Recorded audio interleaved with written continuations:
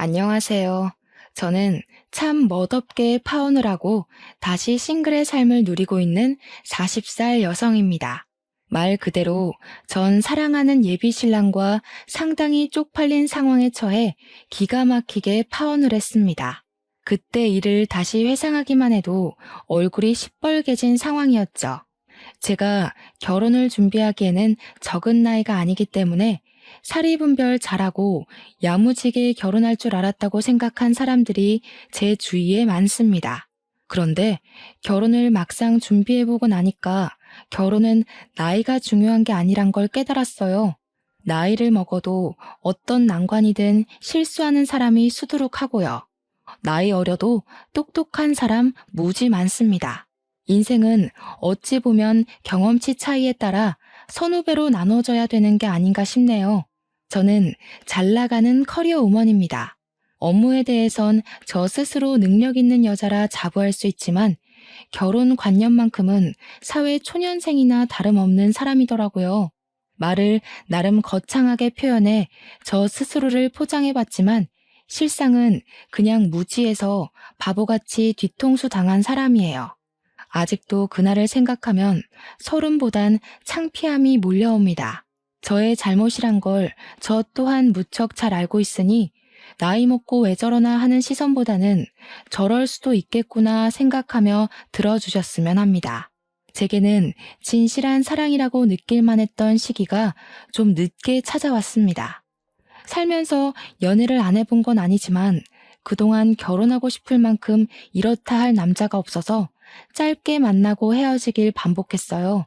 제가 나이가 드니까 당연히 연애를 시작한다면 언젠가는 결혼 얘기로 이어질 수밖에 없었는데 그럴 때마다 남자 쪽에서 먼저 뒷걸음질을 쳤습니다.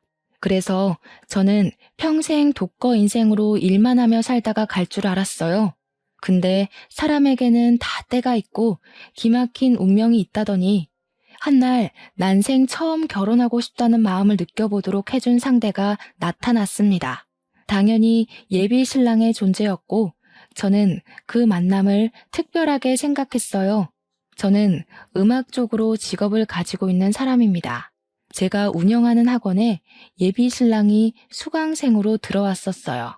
지금 생각하면 예비 신랑이 제게 의도적으로 접근했다는 걸 알겠는데 그때만 해도 제가 남자를 안 만난 지 너무 오래되어 순진했던 것 같습니다. 예비 신랑은 저보다 5살이 어린 친구였어요. 당연히 초반에는 예비 신랑을 남자로 생각하지 않았습니다. 5살 차이면 제 인식에선 저의 또래가 아니라 한참 어린 친구였거든요. 그런 친구에게 호감을 느낄 건더기도 없었지만 제게 호감을 표시해 줄 거라고도 생각을 못했어요. 그래서 예비 신랑이 처음으로 제게 호감 표시를 했을 때 바로 선을 그었습니다. 하지만 예비 신랑 고집도 보통이 아니더라고요. 제게 근 1년이나 일관된 마음을 보여주는데 기간이 길어지니까 그게 단순한 호기심이 아닌 진심이라고 제가 착각을 해버렸지 뭡니까. 지금 생각해보니 참 우스운 착각이었네요. 그렇게 제가 마음을 열자 그 이후 예비 신랑의 표현은 좀 더 적극적으로 이어졌습니다. 부담스럽지 않은 선에서 예비 신랑이 제 사적인 영역을 조금씩 침범해왔고 나중에는 제가 예비 신랑이 곁에 있는 걸 당연하게 생각될 정도로 함께 하는 날이 늘어갔어요. 자연스레 연락을 주고받는 건 물론이고 돈 없는 학생이었던 예비 신랑은 제 학원에 자처해서 아르바이트를 하기도 했습니다. 아침부터 귀가 전까지 둘이서 같이 시간을 보내다 보니까 예비 신랑의 존재가 제 편견 속 어리기만 한 모습과는 다른 장점들도 많이 보이더라고요. 나이에 비해 꽤 현실적이었고 실속 있다는 것 외에도 애늙은이처럼 말하는 본색 또한 상당히 어른스럽고 중후했습니다. 예비 신랑과 같이 있으면 오히려 제가 예비 신랑보다 떨어지는 기량을 가진 것 같기도 했어요. 한참 즐기고 놀만한 나이인데도 늘 자기 일에 열심인 예비 신랑에게 배울 점이 많아서 더 좋았습니다. 제 감정이 예비 신랑과 마음이 같아지고부터는 저희 관계가 속전속결로 이루어졌어요. 귀엽게도 제 마음이 뭐라고 예비 신랑은 그걸 굉장히 고마워하더라고요. 저희는 연애를 하면서 더 사이가 깊어졌습니다. 저보다 예비 신랑이 가진 마음의 속도가 더 빨랐는데 예비 신랑은 이미 저랑 결혼까지 할 생각으로 만나고 있었다더군요. 나는 자기처럼 청순한 여자랑 결혼하는 게 소원이었어. 마음이 청순한 사람은 요즘 세상에 생각보다 찾기 어렵거든. 그런데 내가 볼 땐 자기가 딱 그래. 그래서 결혼을 한다면 자기랑 할 거야, 나는. 마음씨 깨끗한 여자를 원했다면서 제게 은근슬쩍 결혼 얘기를 한 번씩 꺼냈었어요. 그때마다 장난기 어린 분위기와는 다르게 표정이나 눈빛이 진중하여 저도 모르는 사이 예비 신랑에게 빠져들었죠. 예비 신랑은 30대 초중반인데도 모은 돈이 상당했습니다. 이미 자기 명의의 집도 있고 차도 있는 능력남이라 우리가 당장 결혼을 하더라도 형편에는 문제는 없는 여건이었어요. 저 또한 나이도 나이지만 열심히 살았기 때문에 재력이 평타 이상은 되는 수준이었거든요. 제가 연애보단 일에 미쳐 살며 저를 위한 투자를 많이 했던 사람이라 저도 돈 없어서 허덕여 본 지는 오래되었습니다. 이렇듯 저랑 예비 신랑은 마음만 맞는다면 언제든지 결혼을 준비해도 문제될 게 없는 사이였어요. 하지만 저는 당시 저희가 연애를 한 지는 고작 3, 4개월밖에 안 되었던 터라 아직 결혼을 고민하기엔 만남이 짧았다고 생각을 했습니다. 나는 결혼을 좀 더 진지하게 만나보고 알아본 후에 진행하고 싶어. 자기가 결혼할 준비가 다 됐다는 건 나로서도 믿음직한 부분이긴 해. 근데 우리 아직 만난 지 1년도 안 됐잖아. 나는 시간에 쫓겨서 급하게 결혼하고 싶진 않아. 고맙게도 예비 신랑은 제 의견을 존중해주며 더 이상의 진도는 서두르지 않았어요. 덕분에 마음 편히 한 2년 가까이 사귀다가 드디어 결혼을 약속하게 되었는데 그때는 제가 40살이 되었기 때문에 더는 고민할 수가 없어서 결단을 내리게 되었습니다. 결혼을 평생 안 할 거면 예비 신랑과 가벼운 만남만 가지다 헤어졌겠지만 저도 함께하고 싶은 사람이 생기면 결혼을 해야겠다고 생각은 하고 있었거든요. 그래서 저는 그 당시 결혼하고 싶은 사람이 생겼고 30대까지 내 삶을 즐겼다면 앞으로의 인생은 동반자와 함께 걸었으면 좋겠다 싶어서 예비 신랑의 청혼을 받았던 것입니다. 저는 결혼 준비를 하면서 웨딩드레스를 맞추고 식장을 맞추고 신혼집 알아보고 하는 게 전부 즐거웠어요. 사랑하는 사람과 함께할 새로운 미래가 너무 기대되어서 기분이 한껏 부푼 상태였죠. 하지만 여기까지가 제게 가장 설레고 좋았던 순간이었고 그 뒤로는 불길함의 징조가 하나둘씩 나타나기 시작했습니다. 제게 이상한 일이 일어나기 시작한 건 바로 양가 어른께 인사를 드리면서부터였는데요. 저희 집에 인사 간 것까지는 별다른 문제가 없었거든요. 그런데 예비 시댁에 갔을 땐 좀 이해할 수 없는 일들을 겪었습니다. 예비 시댁에 들어갔더니 예비 시모가 특히나 저를 엄청 반겨주었는데요. 예비 신랑이 화장실 간 사이 집 구경시켜주겠다며 저를 데리고 막 돌아다니다가 예비 시부모 방까지 들어가게 됐거든요. 그런데 예비 시부가 쓰는 책상에 웬 모르는 젊은 여자 사진이 하나 있더라고요. 그 옛날 책상들 보면 유리로 덮인 책상 있잖아요. 그 안에 젊은 여자 사진이 끼워져 있었어요. 예비 시모의 젊은 모습이라고 하기엔 사진 자체가 너무 현대식이라서 예비 시모는 아닌 듯 했고 예비 신랑한테 여동생이나 누나가 있냐고 하니 그건 또 아니었거든요. 웬만하면 모른 채 할 수도 있었지만 책상에 끼워놓을 정도면 어느 정도 소중한 사람이라는 거 아닙니까? 그래서 저는 대놓고 예비 시모한테 물어봐야 했어요. 물론 혹시 실례될 질문일지도 모르니 빙빙 둘러서 말입니다. 어머님, 이분은 누구세요? 대영 씨는 외동이라고 알고 있는데 혹시 어머님 젊었을 때예요? 되게 미인이시다. 옛날 사진을 요즘식으로 인화하신 거예요? 그렇게 물었더니 예비 시모가 자기 아들 자랑을 술술술 하다가 제가 가리키는 걸 보곤 급당황을 했습니다. 그리곤 사진에 대한 얘기는 생략하고 이상한 동문서답을 했어요. 이제 그만 밥 먹자더니 저를 데리고 급하게 거실 밖으로 나와버렸죠. 어르신이라서 그런지 아니면 제가 정말 물으면 안 될 일을 물어서 그런 건지 예비 시모 행동이 너무 부자연스럽더라고요. 그렇게 수상쩍게 나오는데 제가 더 궁금하지 않겠습니까? 일단 예비 시댁에선 마무리 잘하고 나와서 예비 신랑한테 따로 그 사진의 존재를 물었습니다. 엄마가 그 사진 아직 안 치웠나 보네? 사실 내가 지난번에 전 약혼녀 얘기한 적 있잖아. 걔랑 결혼까지 갈 뻔한 사이였는데 걔가 알고 보니 자기 집 형편을 사기쳤더라고. 그래서 파혼한 사람이야. 그러니까 한마디로 전 약혼녀 사진이 버젓이 있다는 겁니다. 그런데도 예비 시부모가 전 약혼녀 사진을 갖고 있는 건 예비 시댁과 그녀가 많이 친했었다고 그래서 그녀의 소식을 가끔씩 궁금해한다고 하는 겁니다. 예비 신랑은 제가 괜히 신경 쓸까봐 그는 그녀 욕을 더 하면서 자기 입장에서는 꼴도 보기 싫은 여자라고 했습니다. 예비 신랑이 파혼했다는 이력을 못 들은 게 아니었기에 그냥 싶었는데 그 변명 자체가 제게 그리 개운한 변명은 아니었어요.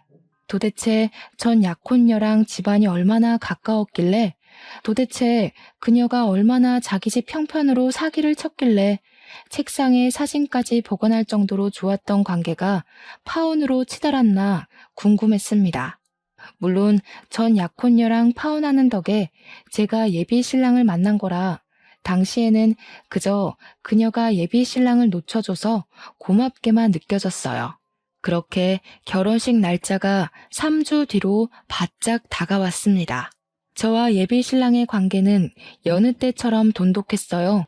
당시 저는 앞으로 다가올 성대한 식을 위해서 살도 빼야 하고 피부 관리도 해야 하고 신혼여행지도 알아봐야 하고 이런저런 일들 때문에 정신없이 보냈는데요. 그 때문에 예비 시댁에서 봤던 그 사진 여부에 대해선 까맣게 잊어버리고 있었습니다. 그렇게 한창 바쁘게 지내고 있던 날 제게 문자 하나가 왔어요. 모르는 번호였지만 결코 무시할 수 없는 저를 향한 경고 메시지 같은 거였는데요. 저더러 현재 만나고 있는 사람이 김대영 씨 맞냐고. 그 사람 사기꾼이니까 결혼하지 말라는 간결하고도 강한 경고가 날라왔었어요. 느닷없이 날라온 문자는 황당한 내용이었음에도 불구하고 제 등골에 초름을 쫙 일으켰습니다. 근거 없는 말이니 무시하면 된다지만 이상하게 급 브레이크를 밟은 것처럼 제 심장이 덜컥 멈추게 되더라고요. 이 사람은 누군데 제 예비 신랑을 알고 있고 사기꾼이라고 하고 결혼을 하지 말라는 건지, 우리가 결혼을 한다는 사실은 또 어떻게 알고 있는 건지, 머리를 굴리면 굴릴수록 의문투성이었습니다. 그냥 지나칠 수 없는 문자였으나 검증되지 않은 메시지이니 일단은 답장을 하지 않고 그날을 넘겼습니다. 그럼에도 그날은 하루 종일 제 머릿속에 그 문자 내용들만이 가득했어요. 그리고 바로 그 다음날 제가 답장이라도 해주길 바라는 건지 같은 번호로 비슷한 분위기의 문자가 또 날라오더라고요. 문자 내용은 역시나 예비 신랑과 결혼을 하지 말라는 협박조의 설득이었죠. 저더러 자기 꼴 나고 싶지 않으면 당장 헤어지라면서 예비 신랑이 집도 차도 다 자기 명의라고 하지 않냐고 그거 다 구라라고 했고 예비 신랑이 본래 순진한 여자께서 등쳐먹고 쉽게 살려는 제비새끼라는 욕들이 가득한 내용이었습니다. 이런 문자는 하루 이틀을 시작으로 매일매일 날라오기 시작했어요. 그럴 때마다 저는 계속 읽고 무시했고 그 찝찝한 문자를 그저 누군가의 장난일 뿐이라고만 생각하려 했습니다. 하지만 그런 부정의 문자를 계속 받다 보니 점점 정신이 이상해지는 것 같더라고요. 시간이 갈수록 문자의 황당한 내용들이 진짜처럼 느껴지지 뭡니까? 아직 예비 신랑한테 말은 안 한 상태였어요. 문자 내용을 보면 볼수록 이걸 보내는 당사자가 예비 신랑과 결혼 직전에 헤어졌다던 전 약혼녀의 존재 같았거든요. 왠지 제가 먼저 상황의 진위를 알아내고 싶었습니다. 혹시라도 이 문자들이 사실이라면요? 썩은 동아줄이 아니라면요? 당연히 제게 더 소중한 사람의 말을 믿어야겠지만 아마 다들 이런 의문의 메시지를 받는다면 대부분 흔들릴 거라고 생각합니다. 무슨 첩보 영화도 아니고 제가 왜 이런 수상쩍은 메시지를 받으면서 파혼을 협박당하고 있는 건지 당시에는 이것만으로도 충분히 현실적이지 못하다는 생각도 했었어요. 믿어야 되나 말아야 되나 그걸로만 고민한 지 한 2주 정도 되었을 때 저는 더 이상 혼자서 이 사실을 감당 못할 거라고 보고 예비 신랑에게 그간 받았던 문자 내용을 밝히기로 마음을 먹었습니다. 그래도 결혼식을 일주일 앞둔 예비 신부 입장에서 당연히 예비 신랑 쪽을 믿어야겠다는 일말의 신의로 물어본 거였죠. 대체 이 여자는 누군데 자기더러 사기꾼이래? 대꾸 안 하려고 했는데 솔직히 내가 결혼할 남자로 자꾸 이런 소리 들으면 나 좀 불안하거든. 제가 받은 문자를 보자마자 예비 신랑은 사색이 되더니 깜짝 놀라더군요. 그러고는 왜 진작 얘기 안 했냐고 갑자기 성질을 내더라고요. 그러다가 또 혼자 진정해서는 저를 안아주었습니다. 내가 예전에 전 약혼녀 얘기했었지. 걔가 나한테 집안 사기쳐서 파혼했다고 했잖아.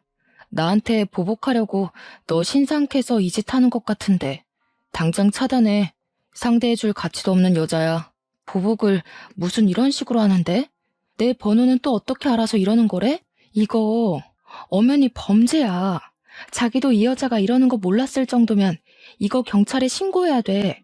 하는 짓이 정말 스토킹이잖아. 원래 뭐 없는 애들이 더 그리 추잡하게 나오는 거야. 그런 애들은 신고해도 답이 없어. 내가 진짜 알아서 할게. 돈 몇 푼 쥐어주면 더는 안 이럴 거야. 돈 몇 푼을 쥐어주는 것도 제 입장에서는 이해가 되지 않아서 예비 신랑을 말렸습니다. 그냥 신고하면 경찰이 생각보다 깔끔하게 처리해준다고 말했더니 예비 신랑이 절대적으로 자신이 알아서 하겠다는 의사를 보이더라고요. 그렇게 혼자서 갈팡질팡한 태도를 보이던 예비 신랑은 제 휴대폰을 가져가더니 전 약혼녀 번호를 차단했습니다. 이미 그런 행동만으로도 예비 신랑의 존재가 제게는 부자연스럽게 비쳤어요. 하지만 문제는 제게만 오는 문자가 아니었다는 겁니다. 문자는 그저 약과에 불과했는데요. 한날 엄마한테서 전화가 오더라고요. 받았더니 뭐라는 줄 아시나요? 아직도 이 부분은 기가 찹니다. 선주야, 나한테 이상한 문자가 하나 왔다. 어떤 사람이 네 신랑더러 뭣도 가진 것 없는 빈털털이니까 집안 망하기 싫으면 딸 결혼 말리라면서 이상한 소리를 하네. 이게 다 무슨 말이니? 이 문자 받고 네 아빠랑 얼마나 놀랐다고. 이때부터 저는 이게 예산일이 아니라는 걸 본능적으로 느꼈어요. 그 여자가 도대체 우리 엄마 연락처는 또 어떻게 알아낸 건지 이젠 어처구니가 없더라고요. 저는 일단 엄마를 안심시킨 후에 그 여자를 수신 차단하라고 시켰습니다. 그리곤 예비 신랑한테 제 엄마 사정까지 얘기를 했어요. 우리 엄마 전화번호까지 알아냈어. 이래도 내가 이걸 그냥 넘겨야 하는 일이야? 결혼식까지 얼마 안 남았는데 이 여자 하는 짓이 점점 더 심해지고 있잖아. 이러다 이 여자가 우리 결혼식까지 찾아와서 깽판 치겠어. 미안해. 나도 얘가 이렇게 정신 나간 애인 줄 몰랐어. 어떻게든 내가 알아서 처리할게. 우리 결혼은 아무 문제 없을 거야. 지난번에도 알아서 하겠다고 신경 쓰지 말랬잖아. 그런데 자기가 아무것도 못할 동안 이 여자가 지금 우리 엄마 전화번호까지 알아낸 거 아니야. 이런 소리 하기 싫은데 왜 자기 과거 여자 때문에 우리 부모님이 불안에 떨어야 돼? 나 이거 신고할래. 기분 나빠서 못 참겠어. 제발 나 좀 믿어줘. 얘가 아무래도 내가 찾는 거 눈치채고 갑자기 숨어버린 것 같아. 얼마 전에 마주쳤는데 도망친 이후로는 못 찾고 있어. 이러면 경찰에 연락한다고 해도 말짱 도루묵이야. 나 조금만 믿고 기다려주라, 응?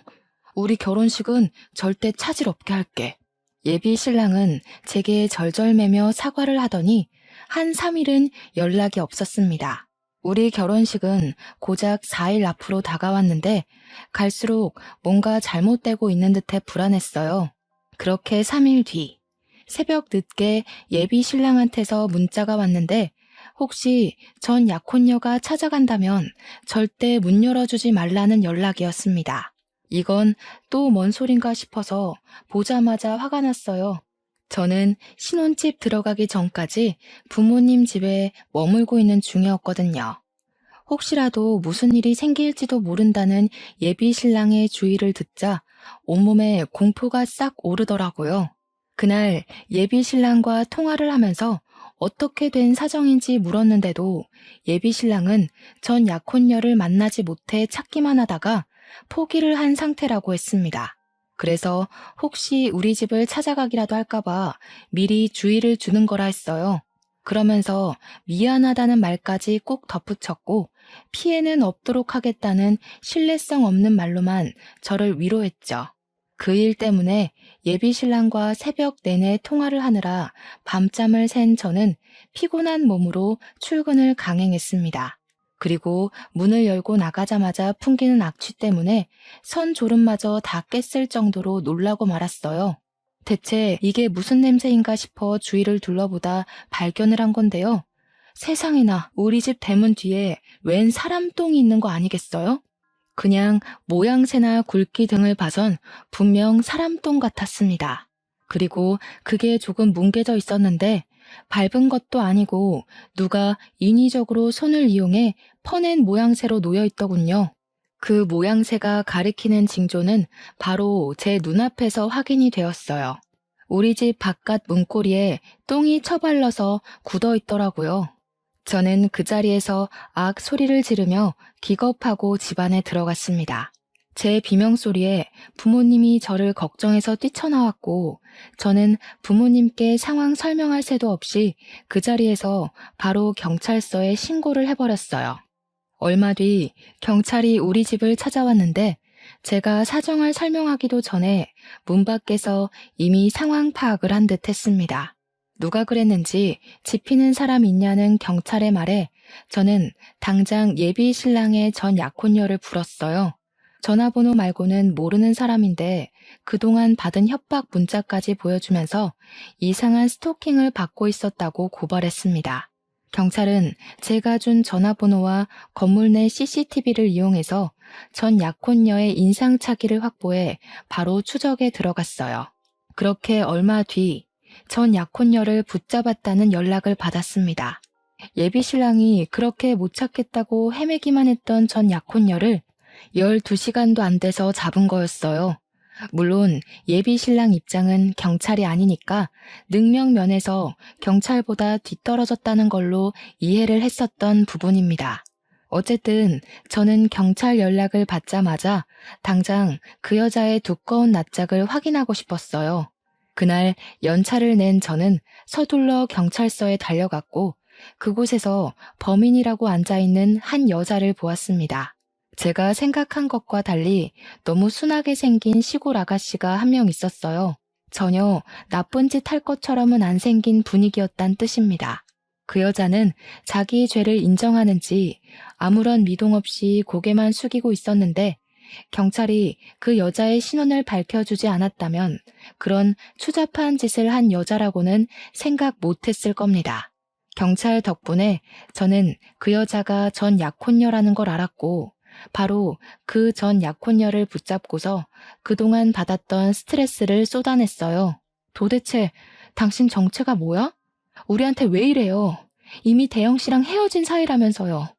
그쪽이 대영씨한테 사기쳐놓고 왜 대영씨더러 사기꾼이라고 하는 건데요? 이거 엄연히 스토킹이에요. 이럴수록 그쪽만 더러운 꼴 당하는 거 몰라요? 그 인간이 그러던가요? 저보고 사기꾼이라고?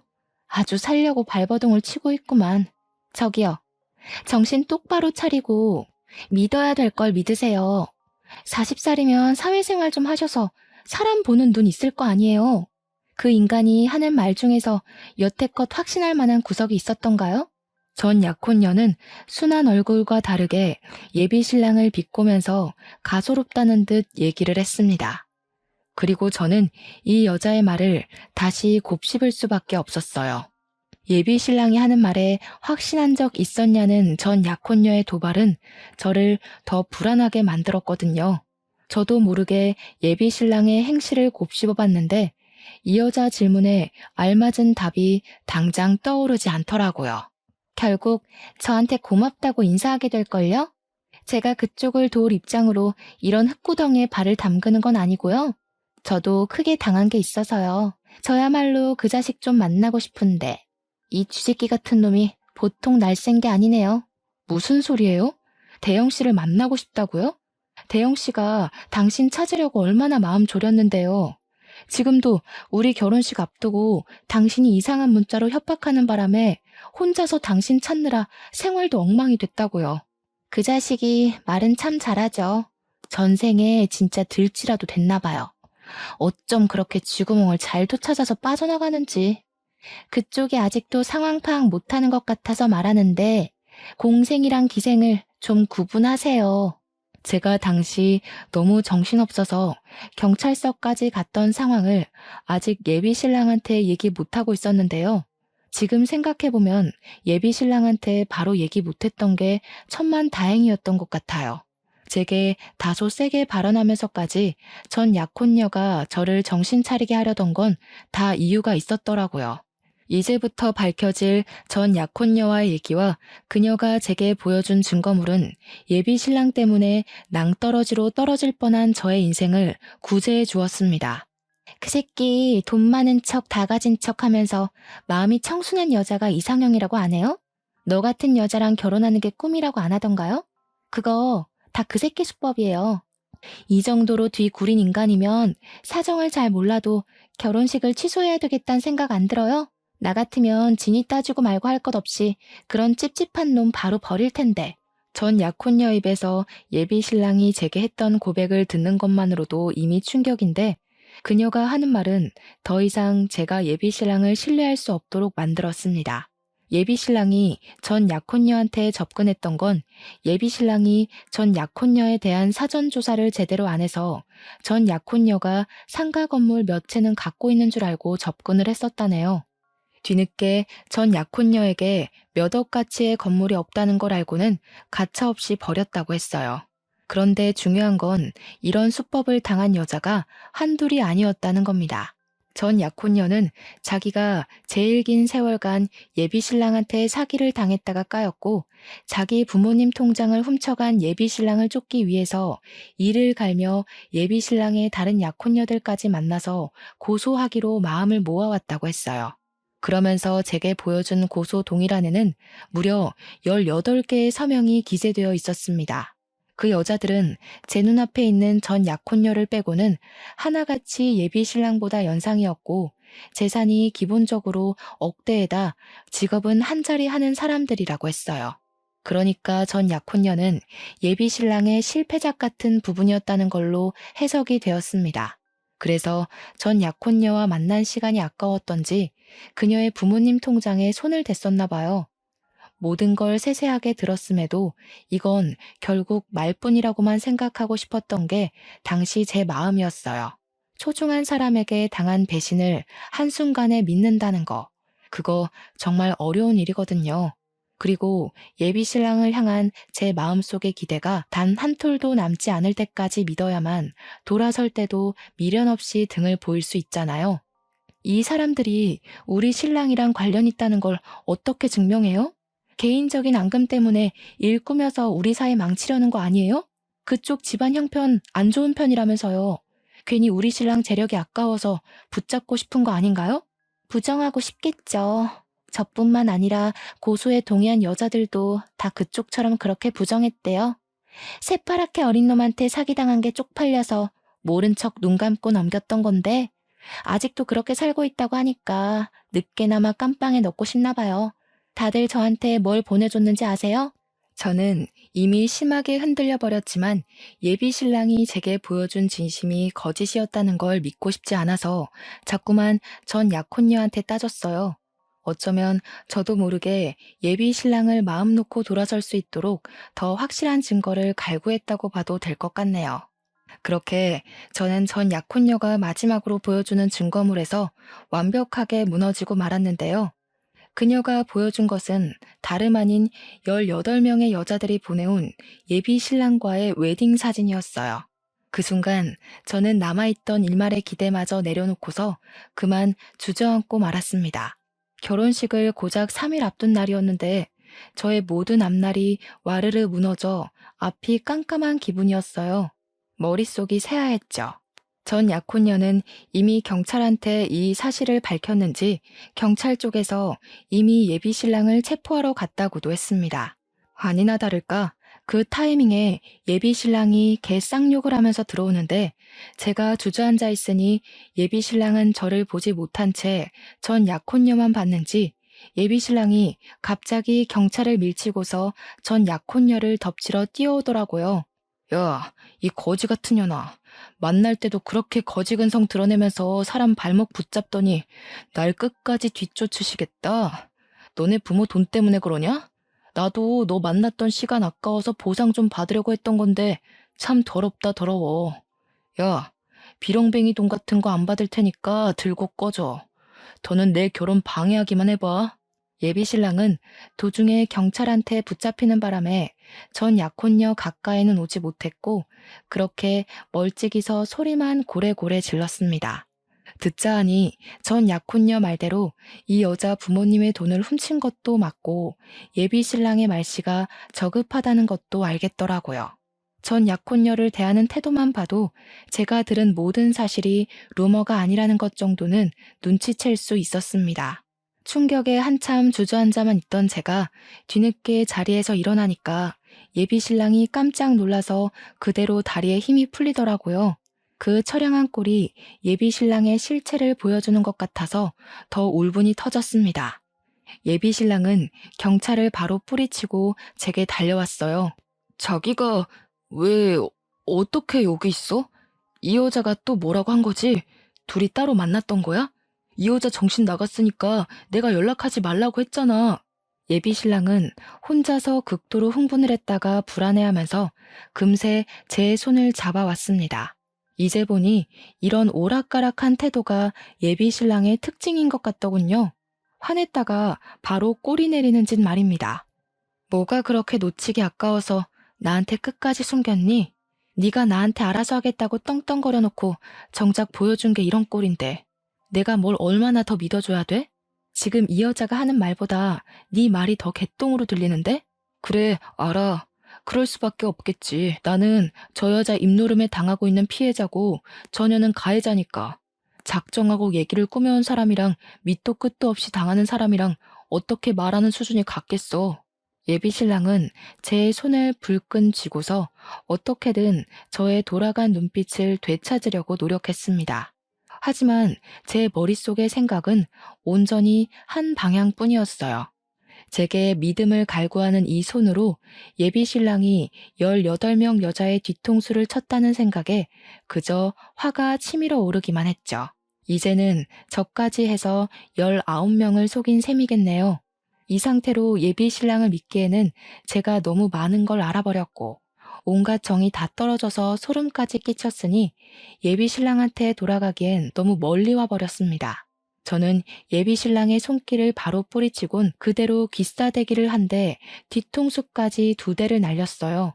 야, 이 정신 나간 새끼야. 나는 그래도 너 끝까지 믿으려고 했어. 누가 누구한테 사기를 쳐? 인생이 만만하니? 그렇게 심심했어? 어떻게 18명을 등쳐먹을 수가 있어? 저기요. 왜 다른 여자 말을 믿냐고. 내가 말했잖아. 저 여자 스토커 같은 거야. 나 자기한텐 다 떳떳하다니까. 왜 증명되지도 않은 루머를 믿고 그래? 네가 정상적인 새끼였으면 이런 상황이 꼬이지도 않았겠지. 누나들이 돈 좀 있을 것 같으니까 어떻게든 연상한테 붙어먹으려고 그랬니? 참 좋은 여자들로 잘도 골랐더라. 이런 것도 재주라고 봐주고 눈 감아줘야 되는 거야? 무슨 얘기를 어떻게 꼬아들었는지 모르겠는데 내가 사기친 게 아니라 그 여자들한테 사기를 당한 거라고. 제정신이 아니고서야 어떻게 그 많은 사람들한테 한 놈이 사기를 치겠어? 어느 쪽이 좀 더 실현 가능한 일인지를 잘 판단해 봐야지. 무작정 듣는 대로 믿으면 어떡해. 예비 신랑은 정말 끝까지 잘못을 인정하지 않고 꽁무니를 빼더군요. 도대체 뭘 믿고 경찰서에서까지 발뺌을 하는 건지 놀랍기만 했습니다. 황당했던 저는 전 약혼녀 폰에 있는 18개 웨딩 사진을 예비 신랑 눈앞에 들이밀었어요. 그러니까 이젠 뭐라고 하는 줄 아십니까? 그 여자들이랑 연애만 했대요. 하지만 사귀는 절대 친적은 없었고 단지 웨딩 사진을 찍기만 하면 관계가 파투났다면서 자기한테 그런 안 좋은 사주 같은 게 신 것 같다는 등의 해명을 하기 시작했습니다. 그 와중에도 저와의 결혼만큼은 밀어붙이고 싶었는지 자기의 파혼 팔자 좀 고쳐달라고 우스운 소리로 매달리지 뭡니까? 네 놈이 사람을 얼마나 호구로 봤는지 모르겠는데 하나 간과한 게 있다. 누나들이 너보다 배운 게 더 많아서 하찮은 제비새끼한테 당한 거 쉬쉬 못 넘겨주거든. 돈 없이는 이 세상 못 살 것 같지? 깜빵 세계는 등 쳐먹으면서까지 돈 구걸 안 해도 잘 살 수 있는 곳이거든. 너한테 아주 딱인 곳이라서 우리가 친히 처박아 두려고. 감방 존재는 또 무서운지 예비 신랑이 시겁해서 무릎까지 꿇었는데요. 찌질하게 질질 짜면서 그제야 진실을 고백하더라고요. 사기친 것도 인정을 했고 저한테 부끄러운 짓을 한 것도 맞는다고요. 그러면서 또 갑자기 자기 집안 형편이 어려운 걸로 동정심을 사려고 하더군요. 그걸 보고 느꼈습니다. 여태 제가 예비 신랑을 많이 봐주고 좋게 좋게 넘어가 줬다는 걸요. 네가 내 돈까지 등쳐먹었으면 나 네 면상 2대로 안 끝냈어. 남자 구실하게 내버려 둔 것만으로도 감사해야 될 거다. 네가 우리한테 사정해야 되는 건 살려달란 소리가 아니라 돈 갚을게요. 그래야 되는 거야 이 애새끼야. 이참에 깜빵 가서 인생교육 좀 받다 나와. 이미 경찰 내부의 사람들은 무릎 꿇고 있는 예비 신랑을 하찮게 바라보는 분위기였습니다. 거기다 대고 전 약혼녀는 그런 예비 신랑 앞에서 그동안 예비 신랑이 사기쳤던 연상녀들 이름을 다 읊어주었어요. 변호사 선임비 많이 들겠다고 파이팅 응원을 해줬죠. 정말 제가 다 쪽팔려서 고개를 들기가 힘들었습니다. 저런 사기꾼 하나 알아보지 못하고 그동안 저놈 옆에서 시시덕거리며 보낸 세월이 모조리 창피함으로 남아버렸어요. 요즘 말로 흑역사라고 하나요? 사연 쓰는 곳이 아니었다면 제 지인들 앞에서는 감히 얘기를 꺼내보지도 못했을 정도로 민망했습니다. 그래도 저는 돈을 뺏기지 않아 다행인 셈이었어요. 다른 여자들은 예비 신랑한테 빌려준 돈이 상당하더라고요. 아마 제가 경제관념에서는 다소 냉정한 타입이라 예비 신랑이 은근슬쩍 보냈던 시그널을 못 알아챈 것일 수도 있습니다. 어쩌면 예비 신랑이 제게 돈을 뜯어가지 못해서 저와 결혼까지 진행하려고 했을 수도 있겠네요. 이래나 저래나 저는 운 좋게 나름대로 피해자 신세를 면했잖아요. 전 약혼녀들의 존재는 저를 공포스럽게 만들었지만 그들 덕분에 인생을 구제받은 셈이니 저는 예비 신랑 고소하는 데는 힘을 보태주기로 했어요. 다시는 이딴 사기꾼 새끼가 사람 마음 가지고 돈을 해먹는 일이 없도록 SNS에 신상까지 까발렸습니다. 저뿐만 아니라 18명 여자들도 전부 도움을 보태주는 덕에 예비 신랑 얼굴을 알리는 건 순식간이었어요. 아, 그리고 전 약혼녀는 저희 집에 똥 처바른 처벌을 따로 받게 되었는데요. 제가 그것만큼은 도무지 이해가 안 돼서 대체 왜 그랬냐고 다시 한 번 더 물었습니다. 그러니 전 약혼녀가 하는 말이 저한테 강하게 충격을 주지 않으면 또 예비 신랑한테 끔뻑 속는 피해자가 생길 것 같아서였다고 해요. 당연히 사람 똥은 아니고 개똥을 모아서 만들어 놓은 거라고 했습니다. 전 약혼녀는 뒤늦게나마 제게 진심으로 사과를 했어요. 그 여자의 말이 변명이었든 아니든 간에 제가 납득할 수 있을 만한 해명이었습니다. 실제로 제가 그런 강력한 방법 덕분에 제가 예비 신랑을 떼어놓을 수는 있었잖아요. 그래서 저는 전 약혼녀 쪽에서 문짝 전체를 배상하는 걸로 하고 합의해 줬습니다. 그리고 고소 진행도 방지턱 하나 없이 속전속결 진행되었어요. 예비신랑은 수많은 대상을 상대로 대략 6억 원 가량을 상습 사기친 죄로 4년 유기징역에 처해졌다고 들었습니다. 제가 맞은 뒤통수의 세기에 비하면 아주 허망한 결론이었지만 그래도 불구덩이에 발 담그기 직전에 빠져나올 수 있어 다행으로 보려고 해요. 그런데 역시나 잘못 밟을 뻔했던 똥은 근처만 가도 냄새에 배이는 법인가 봐요.